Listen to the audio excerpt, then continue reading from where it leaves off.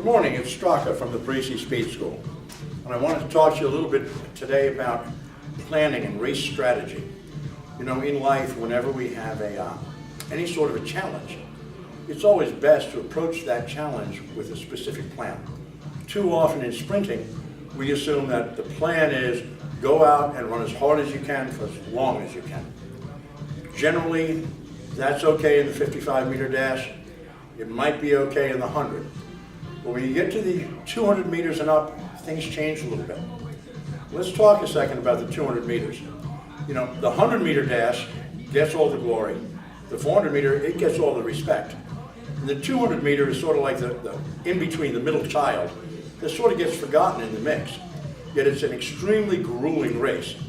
And I wanted to give you at least my approach on how a 200 meters should be run. And it's not all out, right? Generally, when the 200 meters starts, and keep in mind, these plans, these race strategies, can change based on individual athletes.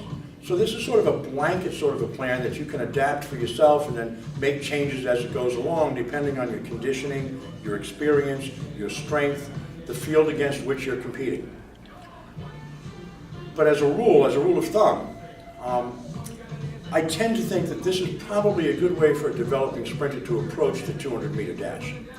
And that would be, don't approach it as a 400. It's not that long a race. But certainly don't make the mistake of thinking it's a 55 or a 100 meter, or you will get rigor mortis over the last 50 meters and end up finishing behind your competition. So when the gun goes off in the 200-meter dash, at that point, assume that it's a 55-meter dash. Put that in your head. This is a 55-meter dash, and I'm going to run it all out. But you only run it all out, an explosive start, push through, push back on the track, get your acceleration going, and reach top speed or close to top speed in 30 meters to 40 meters. At that point, I'd like you to go into cruise control. Now, don't mistake cruise control for pulling back, slowing down, anything. Cruise control is very simply what it is.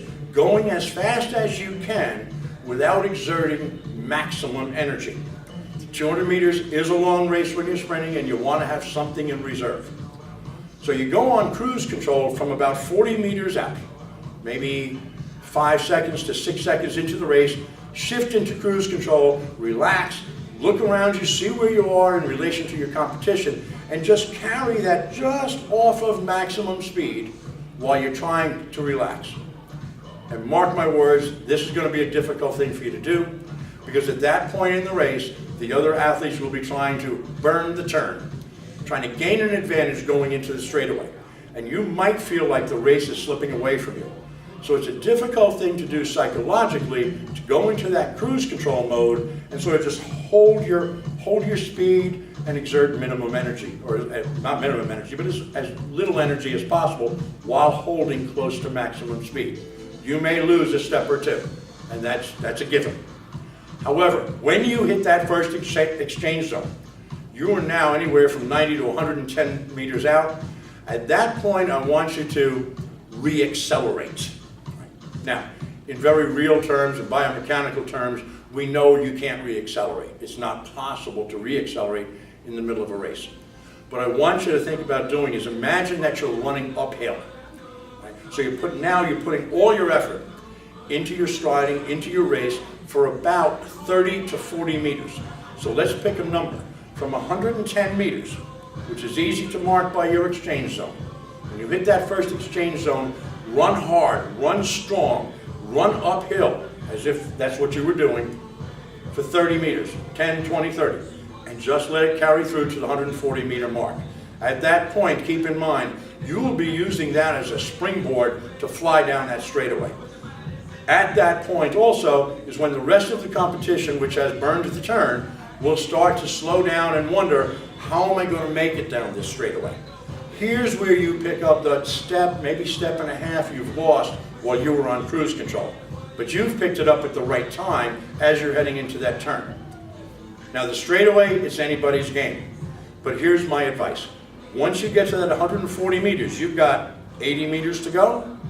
Right? Concentrate not on lifting your arms, or lifting your legs rather. And don't think sensory. Don't let your senses play into it. Think motor skills. Don't look at the finish line. Don't look at your competition. Keep your eyes straight ahead. Don't focus on the finish. Focus on motor skills, what you have to do. And the first thing you have to do is relax. Keep your face relaxed. Start with the face. If the face is relaxed, that relaxation will course throughout the rest of your body. And then the only thing, at least for a developing sprinter, that you should be thinking about at this point in the race, going down that straightaway, is to drive your hands back.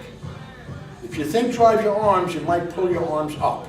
And we don't necessarily want you running like this. We want your elbows coming back high. So my advice would be drive the hands back. And by that I mean back past the waistband of your shorts.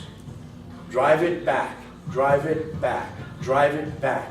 And by doing so, you'll more than likely hold better form than your competition, which is starting to do this stuff. All right? The leaning back, the weaker core athletes are going to start to experience rigor mortis. Fight that off by relaxing your face and driving your hands back. Again, drive back. And good luck in the 200 meters. And next week we'll have another tip for running the 400 meters. Thanks and have a great day.